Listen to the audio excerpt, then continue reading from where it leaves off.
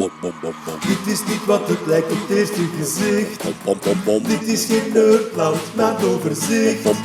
Maar wel een gratis extra aflevering. Dit is een Nerdland special. Een aanvulling. Met uw gastheer Lieven Scheren. Oh yeah.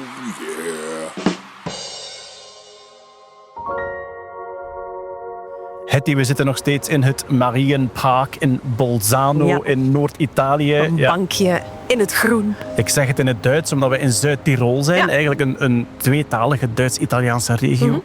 Op uitnodiging van Zuid-Tirol mochten we hier Ötzi komen bekijken en beleven, de vindplaats, het museum. We hebben in aflevering 1 al gepraat over onze aankomst, over onze tour in het museum. Het gesprek met Andreas, de archeoloog die zoveel onderzoek gedaan heeft en met zoveel ingenieuze technieken de wonderlijkste details te weten gekomen is over het leven en zelfs over de laatste dagen van Ötzi, de ijsman. Na die eerste dag zijn wij een uurtje verder gereden richting de vindplaats van Ötzi. En daar mochten wij op bezoek in het archeoParc. Een museum en een belevingspark. Ja, inderdaad. Waar je in het museum de dingen vooral ziet, kon je ze daar ook echt vastnemen.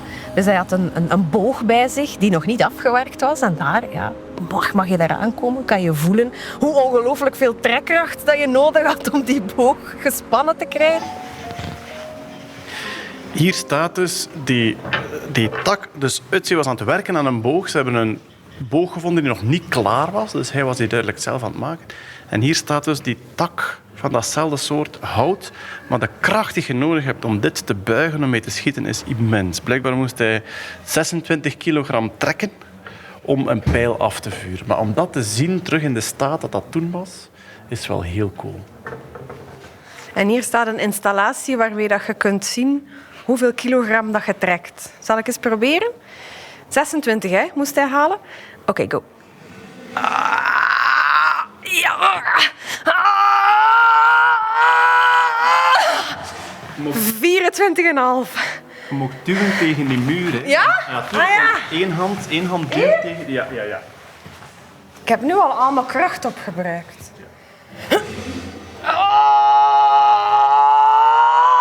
Nee, ik ga er niet. Jij, Lieven? Hetty kon geen pijlen afschieten in de prehistorie. Oké, daar gaan we. Boogschieten in prehistorische trekkrachten. Ja! Alright. Hoe zwak ben ik dan? We hebben ook ontdekt hoe hij vuur maakte. Och, mooi jongens toch. Dat was een wonderlijk momentje voor jou. Amai, dat vond ik wel ongelooflijk. Ja, met de tondelzwam en zo. Allemaal mogen beleven daar. En ik vond dat een enorme goede aanvulling op dat museum. Klopt. Op eerst de echte objecten zien en dan eigenlijk enorm tastbaar kunnen beleven hoe dat toen moet gebruikt geweest zijn, hoe dat toen moet gevoeld hebben. Een dagje in het archeoParc. You can see the sparks. And what stone is This one makes the sparks. the pyrit? So and these it looks like tiny stars. Yes. Tiny stars floating. And when this spark hits dry grass, it's enough to... No, it happens nothing because they're too tiny and they're going off too fast. Yeah. So I need the tinder fungus. De tondelzwam. Yeah. Zunderpilz. Yeah. It's very fluffy and soft. This is a real one. This is a real one. It's the part under the skin from the mushroom. Yeah, I saw in the museum they show how you have to skin the mushroom to find the part that you need. They call it Trama Schicht. Trama piece. And this is very flammable then. Yes. Okay. So I'll show you. Here we have some more. Ik heb dit dus in mijn hof staan, hè. Dus maar je ziet ze heel vaak in België, zie je op dode bomen, zie je heel vaak tondelzwammen staan. En, Hoe herken je ze? Eigenlijk, ze zien eruit als elfenbankjes, maar ze zijn ietske dikker en van kleur zijn ze ook nogal grijsbruin aan de buitenkant. Maar eigenlijk, als je een dikke zwam, een dikke elfenbankachtige zwam op een dode boom ziet staan, is de kans heel groot dat dat een tondelzwam is. En ik wist altijd dat er vuur mee gemaakt werd, maar het is de eerste keer dat ik zie hoe het gebeurt. En de Engelse naam voor een tondelzwam, ken je die? Nee. Nee? Haha, de Engelse naam voor een tondelzwam is Tinder. Want de app is genoemd naar het ontvlammen van de liefde. Nee. Of de lust, dan laat ik het midden. Maar dus Tinder, de app, is genoemd naar de tondelzwam, ja. Now I try to hit the sparkles on the Tinder fungus. No pressure. Dus we zien hier... Oh my god. Oh jongens. Hoe vuur gemaakt wordt.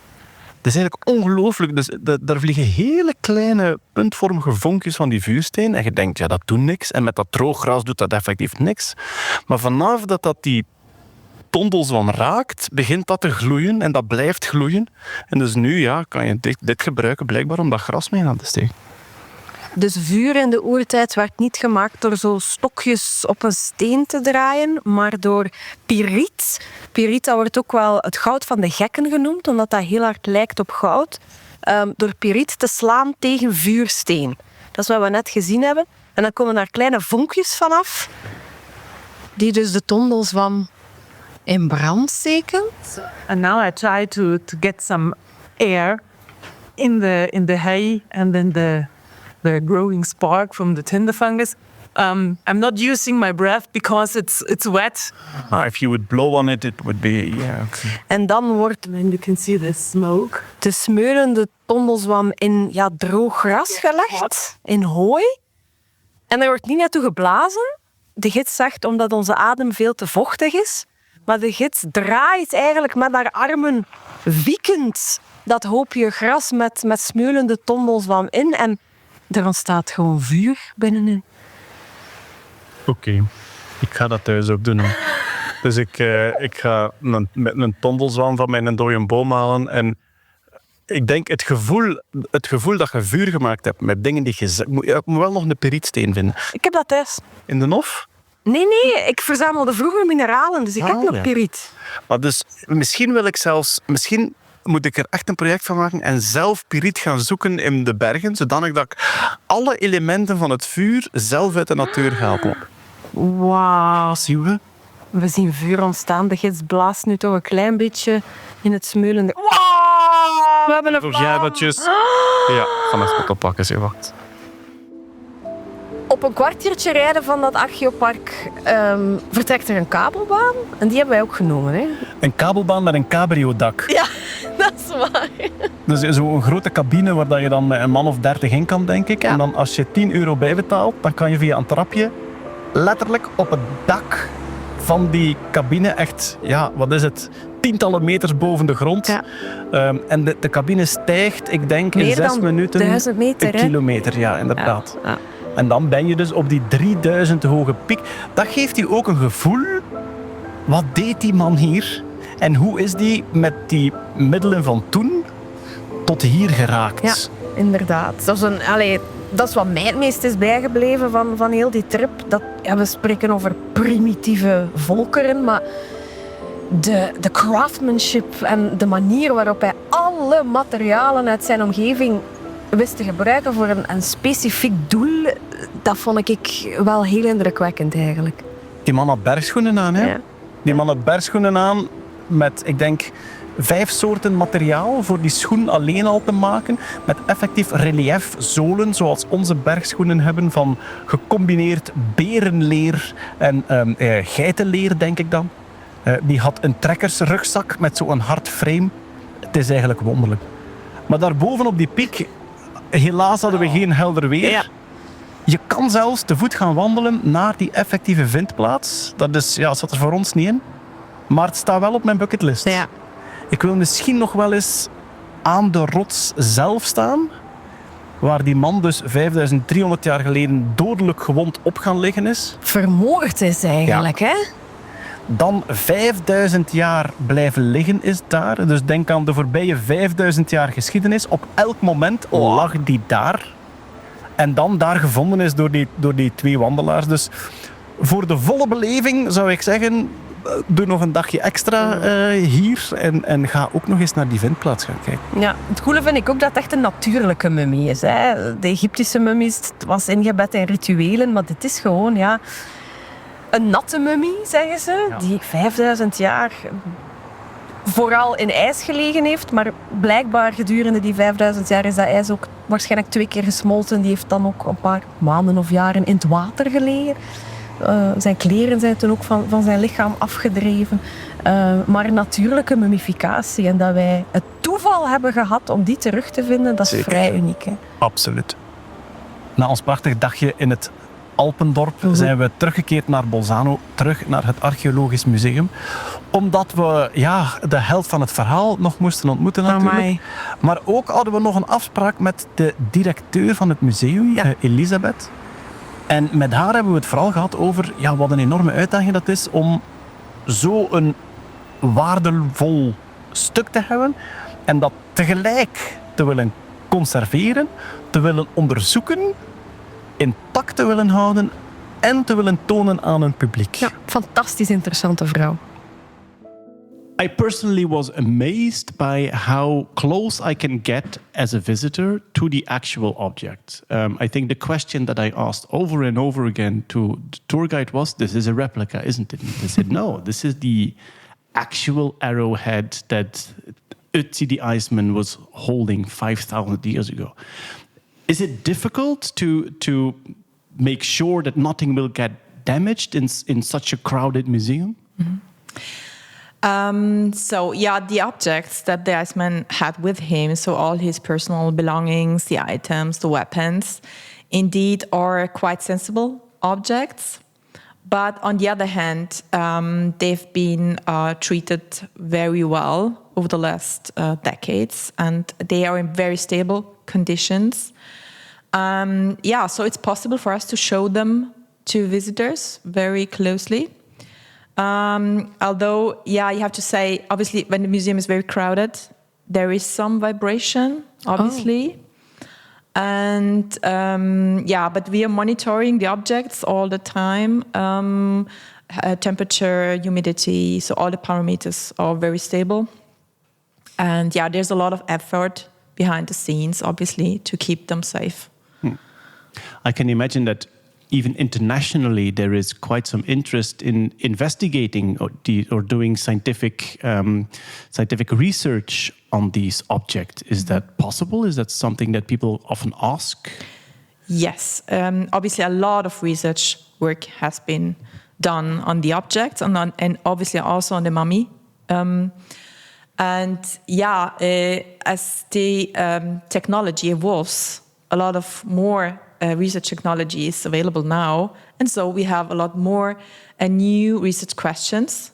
There's still research going on to find out what new insights about the objects, their materiality.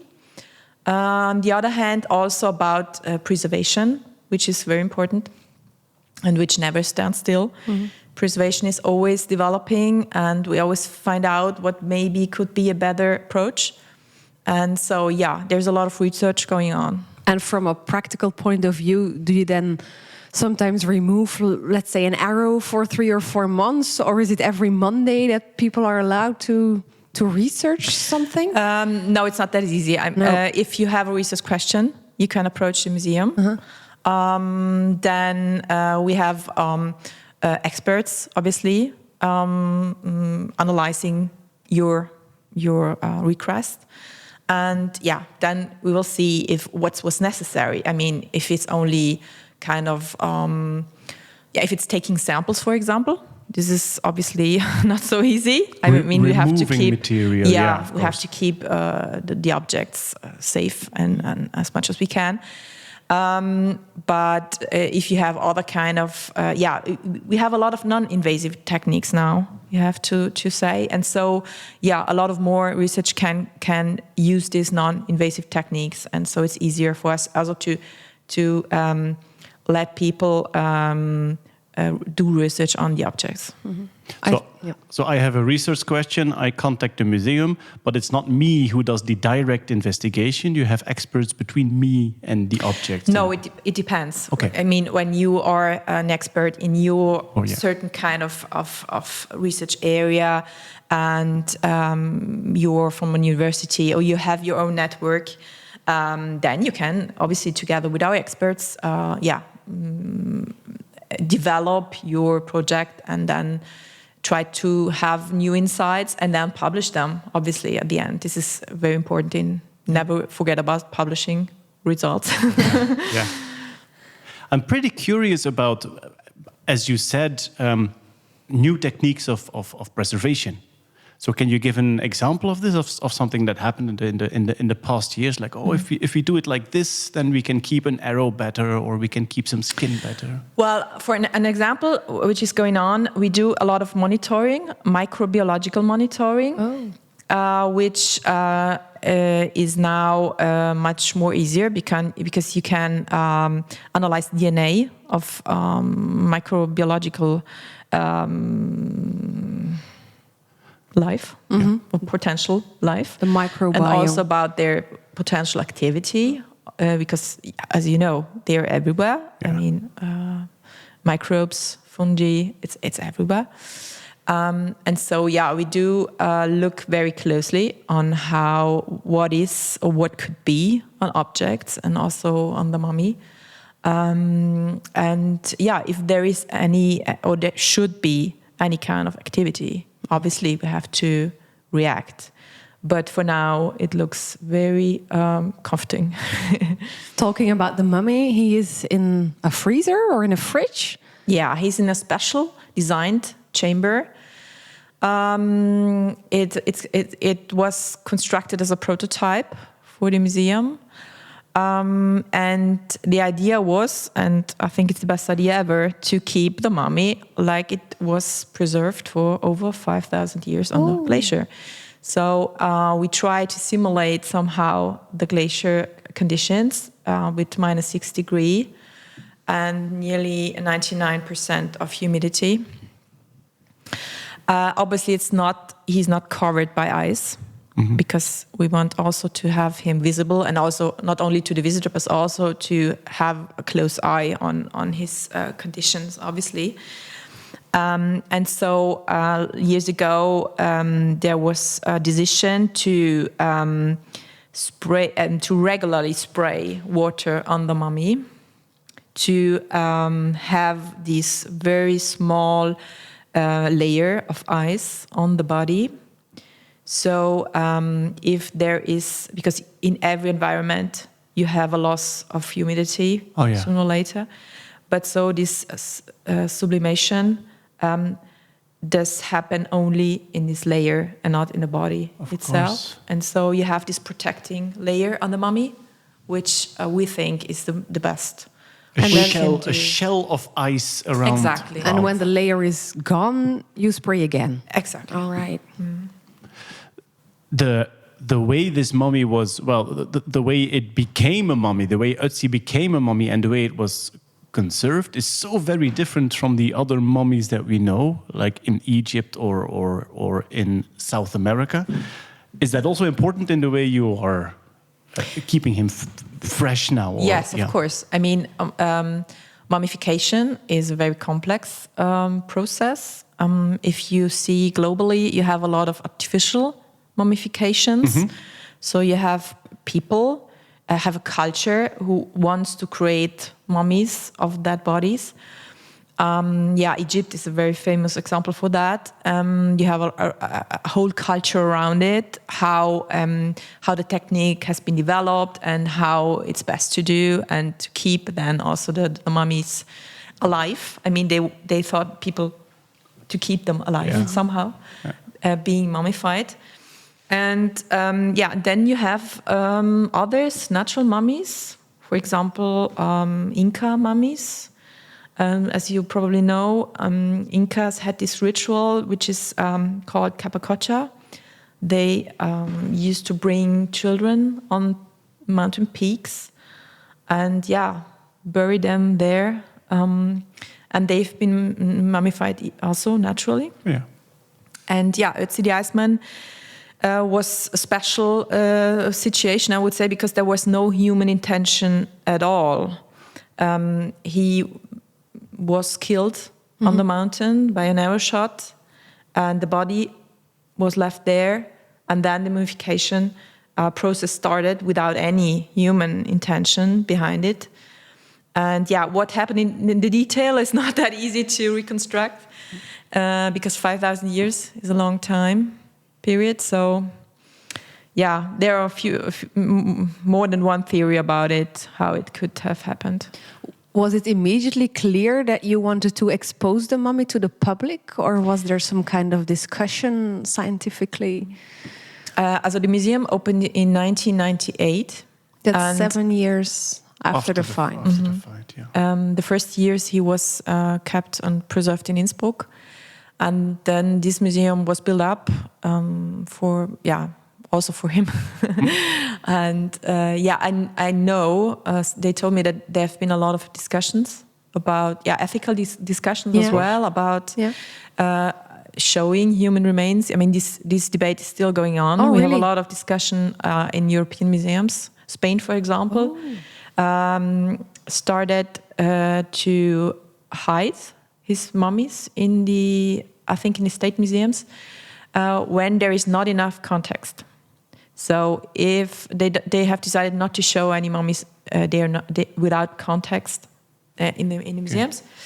And in 1998, there have been two questions. One was, is it ethically legitimate to show, have a mummy in exposition?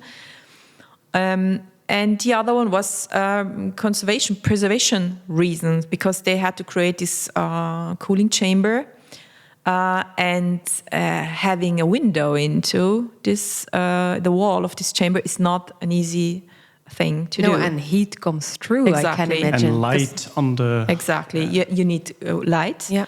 You need glass. So this was quite tricky to create this window then, but they decided that there is a very strong interest, not only in science, but also in education, in people just want to know who this person was. And I mean, he comes from a complete other period of time. I always say he seems like a little bit of time traveler to us. He cannot talk, but he talks through his body and the artifacts we found with him. And so he tells us a lot about history. And so I think it's legitimate to have him exposed in the exhibition. The way you decided to do it here at the museum is, if you don't want to see him, you don't have to. You really decide for yourself, I will go after the fence and then look at him. Exactly. Yeah. They did a great choice when they decided how to present the mummy. There is this antechamber, which brings you into a certain mood. You can decide, as you mentioned, is it what I want to see the mummy, or I can simply pass it. And also the fact that people often they have to wait a little bit before they can approach a window, and then it's always one and one. So it's always a very personal kind of interaction. You're the only spectator. Yeah. You're one person and one mummy, and it's a very personal moment. And we see that a lot of people are very touched by this, by this encounter. We haven't experienced it yet. So, we are waiting for the moment. And the fact that you talk about the value of this really speaks to me, because I think in the past 2 days, we have become intrigued even more, as so many people. And so the fact that you can actually see this legendary mummy has a huge value. And then how many people see him per year here at the museum? We have more than 300,000 visitors a year. And I think most of them decide to go and see him. Yeah. It makes him real in some kind, because if you don't see the mummy, you could think maybe it's all just made up and maybe it's not real. But when you see him there lying, he's a mummy, but he always looks like a little bit. He looks also like a dead person. So it's very easy to recognize him as a dead person, As a human. as a human body. And you see the tattoos, so you see some of the details also, and it makes his life more closer. It makes him closer to our life, I would say. That's probably something that sums up our experience getting so close to this ancient time. Also in the archeoParc where we went, where they really revive it. How often have you seen him? Is it a window that you sometimes pass by, or is it something that you know is there and you have to take care of? No, I regularly obviously pass there and have a look. And also when we do the humidification treatments, so around once every 2 months, then we put him outside the cell. We bring him in an extra chamber, kind of a laboratory chamber. There is much more light, and so we can also see the surface if everything is okay. And so, also then seeing him, he's then treated, and how respectful also the colleagues treat him. I mean, it's very important for us. If we're looking at the bigger picture, in designing this museum, which take-home message do you want to give the audience when they exit the museum? Well, I'm always happy when I'm on the exit of the museum and I hear people chatting about the insides and what most impressed them about it. And what I like to hear is when they say, he was one of us. I mean, he was a Homo sapiens. I mean, he was not kind of these primitive people that people sometimes have in mind when they think about maybe Neanderthal and other kind of hominidae. So he was the same. Maybe he was a little bit smaller, but also due to the circumstances of life in that ages. But I think when you put him in modern dress, you would not recognize him when he walks along the roads. So he was lactose intolerant, so that you could give him ice cream and see what happens. Exactly. Yeah, and also he was a very skilled person. He was so skilled. He had a lot of capabilities that we have lost. Exactly. I mean, I don't know how many of us would survive on the in the mountains nowadays without all the equipment and all the waterproof stuff we bring with us. So he was a hunter for sure. He was able to find food, and he was able to repair a lot of items. And he was most probably he had this yew-bow with him, which was unfinished, and we think that he worked on this yew-bow on the way. This is something that I have noticed myself doing. It's the speculation, and also other people. Almost everyone we talk to tries to form a story. Why was he there? How did he get killed? Was he the bad guy? Was the killer the bad guy? Stuff like this. And of course, coming from a scientific background, okay, stick to the facts. But in your own time, you can always speculate and try to form stories. Is this something that you have time for, or are you too busy with the practical side here? Do you think about the human the life he could have lived? Yeah, I mean, every one of us is interested in this individual. I mean, archaeology not often has the possibility to bring out the story of an individual in that detail, because usually you also in museums, they tell you the story about an age, about the time period, about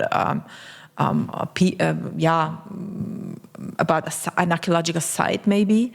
But here we have one individual, which makes it very interesting because, obviously you think about the social person behind the mummy.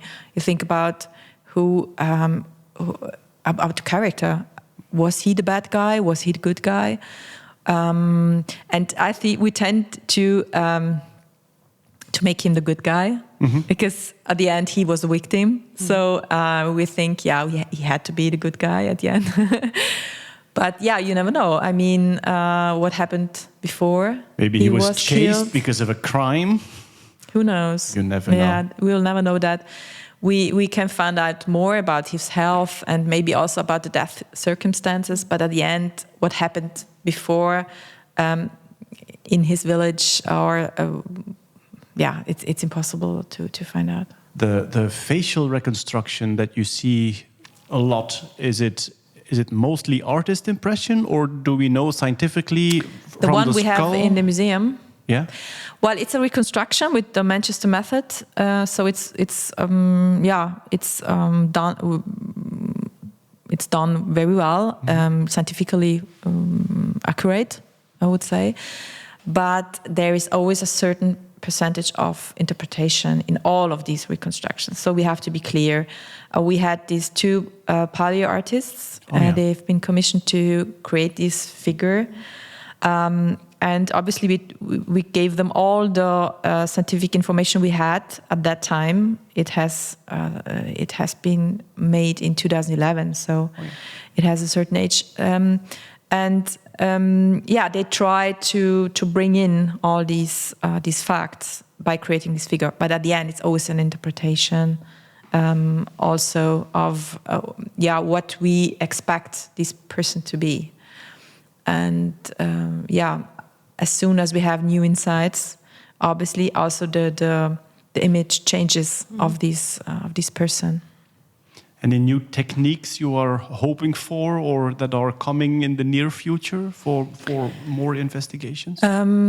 Generally, but the mummy.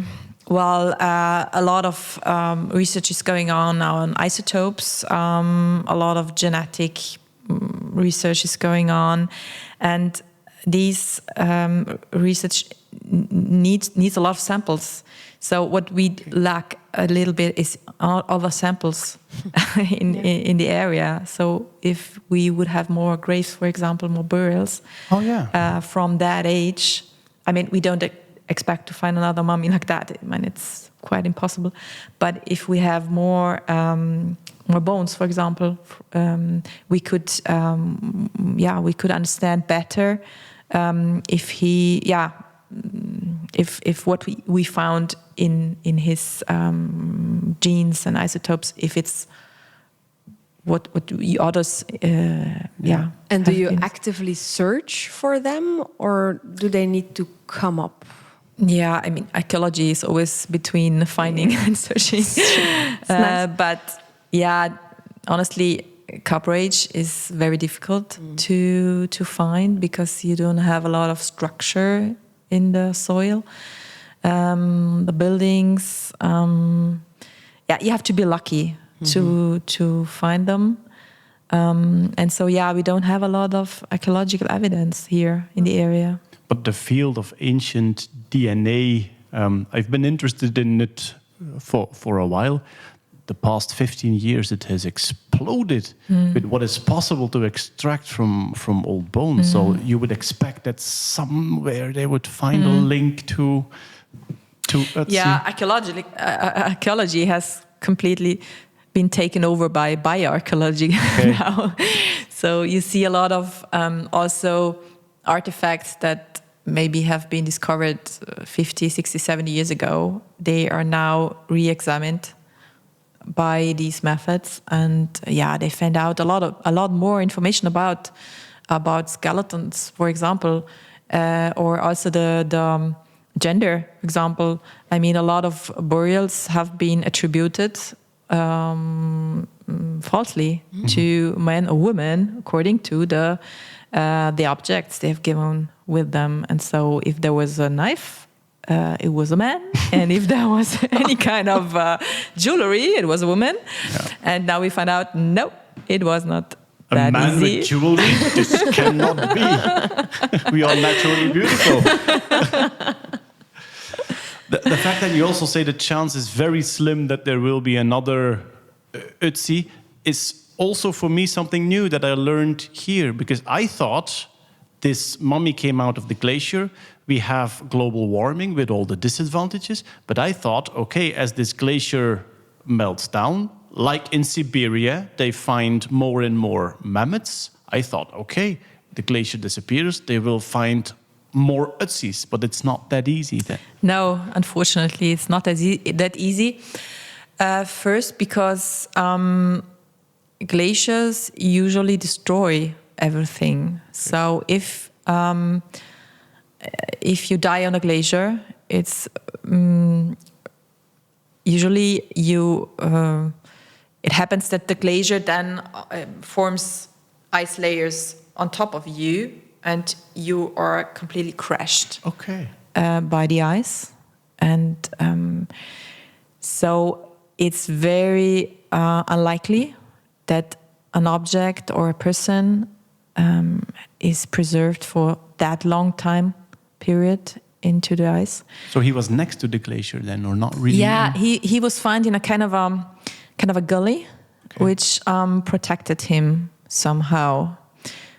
Because if there are meters and meters and meters of ice moving on your body, at the end there's nothing left to show. Okay. I just had the dream of standing on the glacier and thinking there must be 100 Ötzis here, that, like I sometimes have with dinosaurs, that you can walk around somewhere and think, my God, under my feet there must be treasures. But unfortunately, Ötzi will probably stay unique. Yeah, who knows? I mean, we still have some hope, but yeah, it would be also great to have some other archaeological evidence in the valley, maybe the place where he lived, or some villages, some other traces. That would be very helpful. We're going to wish you all the success in inspiring 300,000 people every year. Also, you're moving to a bigger place, hopefully, so even more people can then visit. And of course, at the same time, keeping this conservation and this scientific effort alive. Thank you very much for this conversation. Thank you for coming.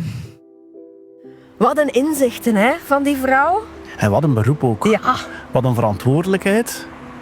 En inderdaad, die verschillende verantwoordelijkheden. Ook die publiekswerking, die beleving, dat je merkt dat voor haar heel belangrijk is. Ja.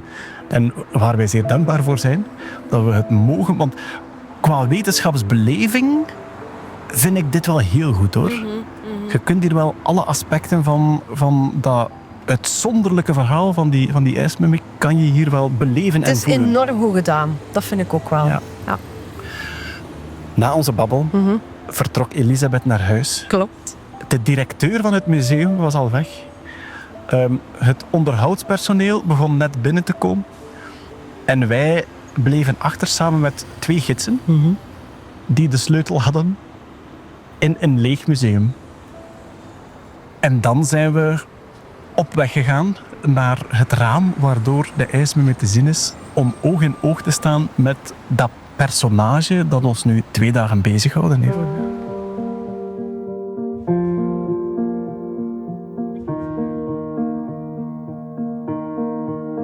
Los van deze 2 dagen hier, ik ben al geïntrigeerd door Ötzi sinds de jaren 90. Dat was groot nieuws toen.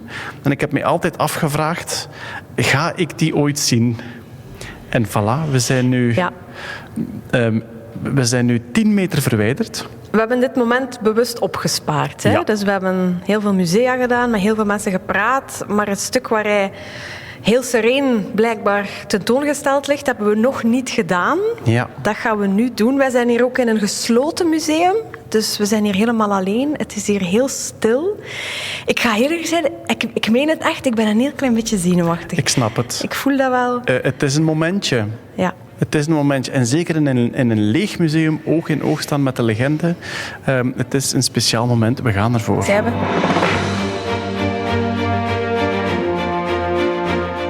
In het museum is het raam waardoor dat je Ötzi de mummie kan zien. Het raam is afgesloten van de rest. De bedoeling is, niemand zal per ongeluk oog in oog staan met een menselijk lichaam. Ja. Dus je kan er naartoe wandelen en zelfs in het er naartoe wandelen, als je de muur rond bent waarachter het raampje ligt, heb je nog eventjes de tijd en zou je nog kunnen zeggen van het is toch niks voor mij. Volgens wat we horen hier zijn er weinig mensen die het niet doen, maar ik vind het zeer goed bedacht dat het een volledige eigen keuze is om naar die mummie te gaan kijken. Ik kan me voorstellen in sommige andere musea dat het de centerpiece zou zijn, in Sneeuwwitje gewijs in een glazen kast, waar iedereen rond komt staan. Dat is hier heel anders opgezet en ik vind dat wel heel mooi. En het is ook zodanig opgezet dat je 1 op 1 staat. Dus er is eigenlijk maar plaats voor 1 iemand bij dat raampje. En je hebt dus ook als bezoeker hier, heb je, laat ons zeggen, je eigen half minuutje met die mummie. Wij zijn hier nu alleen in het museum, dus wij kunnen ons eigen uurtje hebben als we willen. Maar we gaan eens gaan kijken.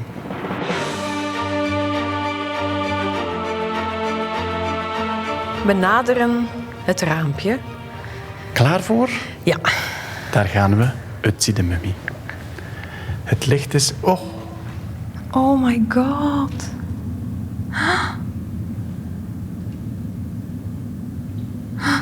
Ik kan niet veel zeggen. Ja, dat ziet er zo tastbaar echt uit. Maar zo fragiel ook. Het ziet er heel fragiel uit. Het is ook bevroren. Ik krijg echt kippenvel. Je ziet ook die ijslaag die erop opgelegd is. Hè? Manneke toch. Wat doe jij hier? Maar dat is dus een van de meest waardevolle bewaarde lichamen van heel de wereld. Dat hier nu ligt. Ook het gezicht, het is natuurlijk een mummie, maar het is geen skelet. Er is geen schedel, er zit relief op dat gezicht, er zit huid op dat gezicht. Nu ga ik tatoeages zoeken. Ja. Op zijn voet daar. Oh god, ja. Zie? Die 3 lijntjes. Ook die voet is zo een echte tastbare voet. Zeker met die tattoo daar nog eens op, met dat bot van die enkel dat daar uitsteekt. En hier die hand ook heel dicht bij ons. Ja. Die vingers. Die kootjes.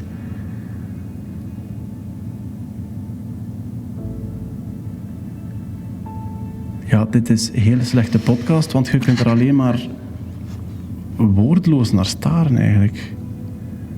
Dat idee dat bijna onveranderd meer dan 5000 jaar bewaard gebleven is en dat nu hier bij ons is om ons zoveel te leren dat we niet wisten. Stel je voor dat die mens dat geweten had. Ja, dat je hem met een teletijdmachine meepakt naar hier en hem dan vraagt...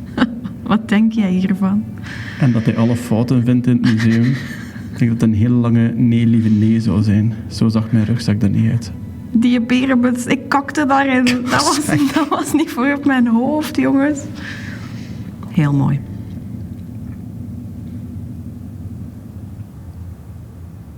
Oké. Dag Ötzi.